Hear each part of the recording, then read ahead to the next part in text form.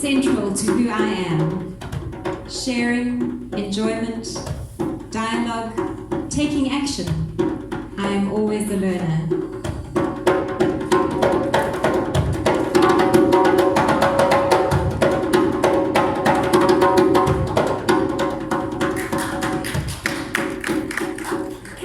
Interacting with students inspires growth and development.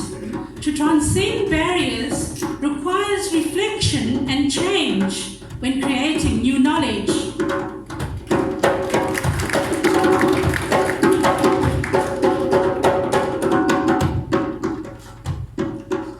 Learning the unlearned, unlearning the learned, an endless cycle of knowing and unknowing, the art of listening, the heart of teaching.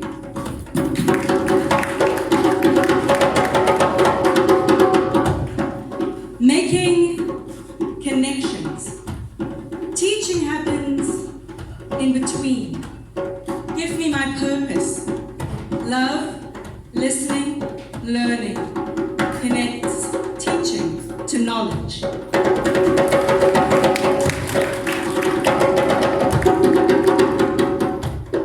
Teaching is a calling to me. I'm driven by purpose, creative mathematics, empowering students, generating ideas. It is exciting and motivating. Amanda!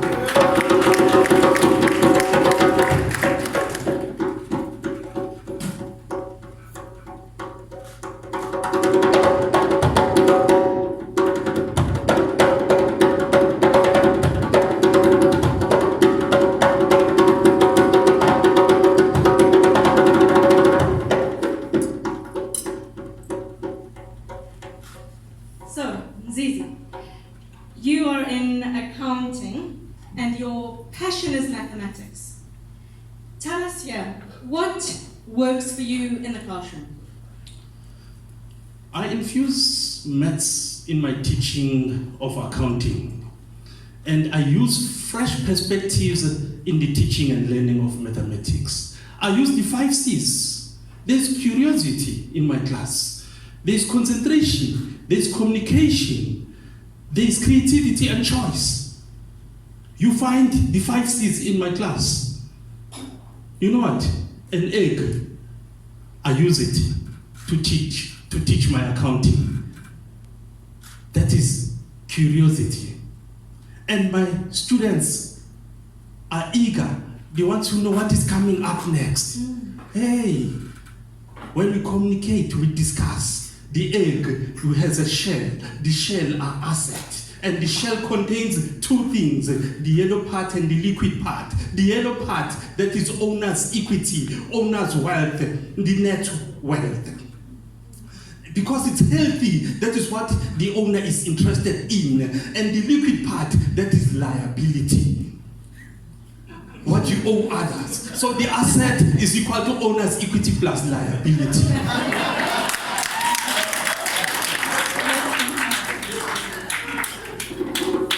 I encourage creativity in my class.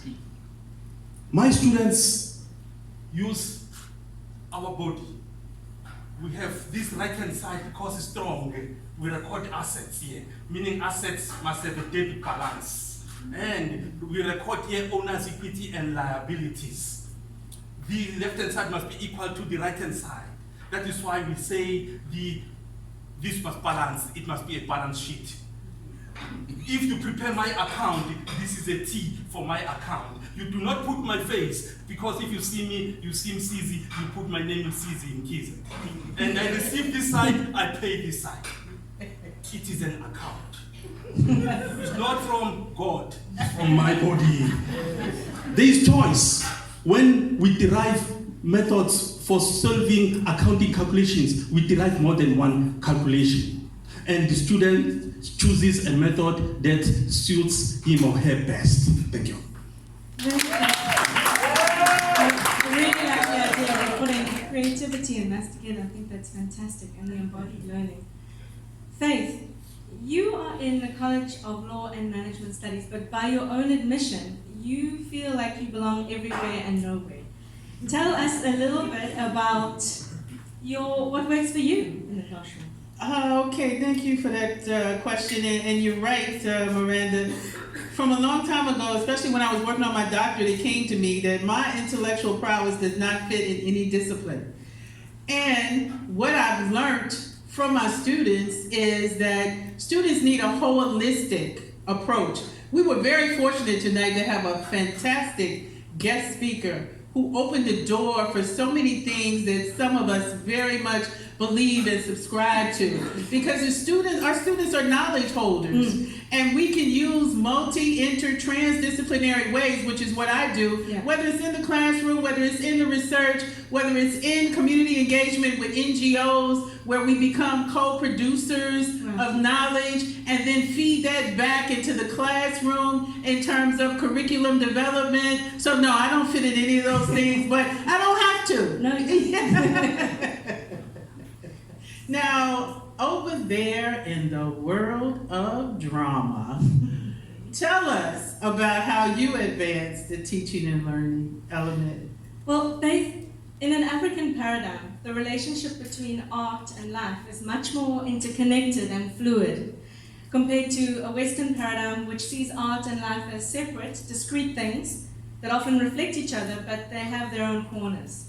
And the great thing about drama and performance studies in this context is that we're able to bring that right into the classroom, to make it part of the curriculum. So acknowledging some of the things that have been discussed tonight, like storytelling, music, drumming, embodied learning, performance, singing. And I believe that that's a kind of something that it's really a decolonial position, because we're embracing what the students bring into the classroom, we're validating it, we're validating them so that they have the confidence to become the change makers of tomorrow. And this is how we create the new knowledge and co-produce the new knowledge that fits the South African, the continental context, and at the same time contributes to the global pool of knowledge, which we've been marginalized from for too long, but I won't go there.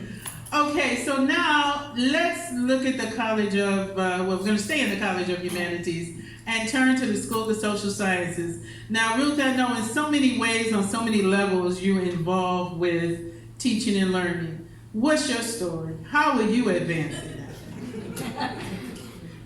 Well, Faith, I think we're living in interesting times, and we have the opportunity, given the many challenges that we have, to develop a decolonized teaching and learning space.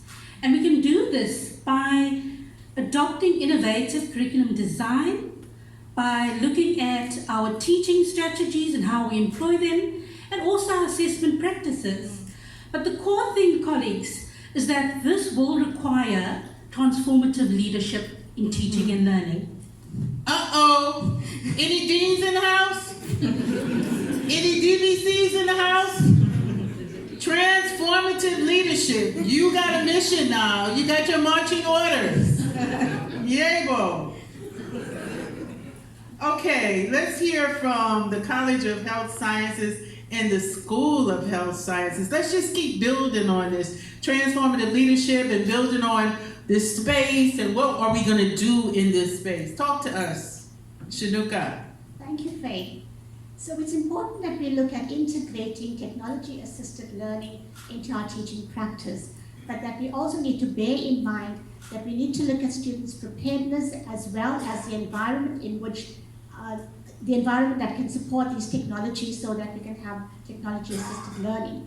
But at the same time, we also need to look at the community, and we need to ensure that there is a community-driven focus, specifically when we're looking at clinical and service-based learning, so that we can have social accountability, that our graduates are fit for purpose, and that teaching and learning is responsive to the needs of the health system. So here again, we're looking at not simply taking students into a community and having community-based education, but letting students even live in that community so they have a lived experience of what communities actually go through. Now, isn't that something? Now, you see what we were talking about, the guest speaker, what we're saying? Can you hear us?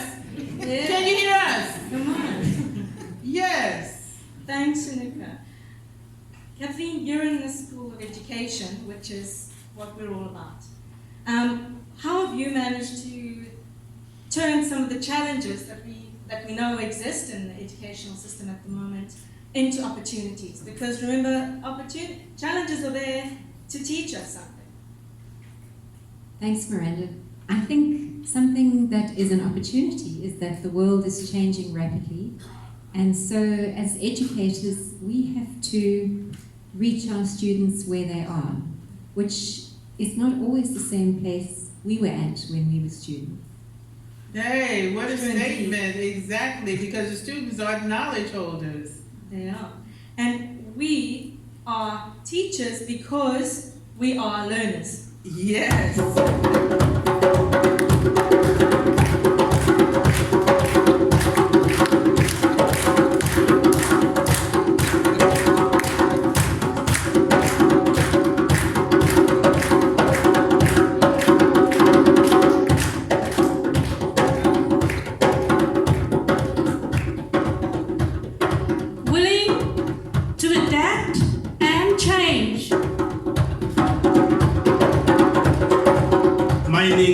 Of ideas.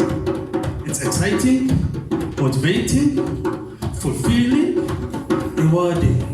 That's why I am the distinguished teacher forward in education.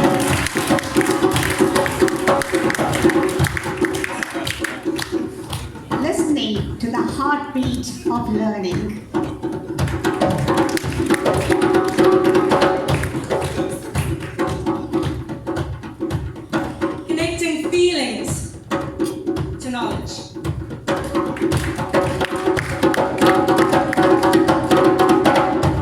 Cultivating supportive learning and teaching relationships.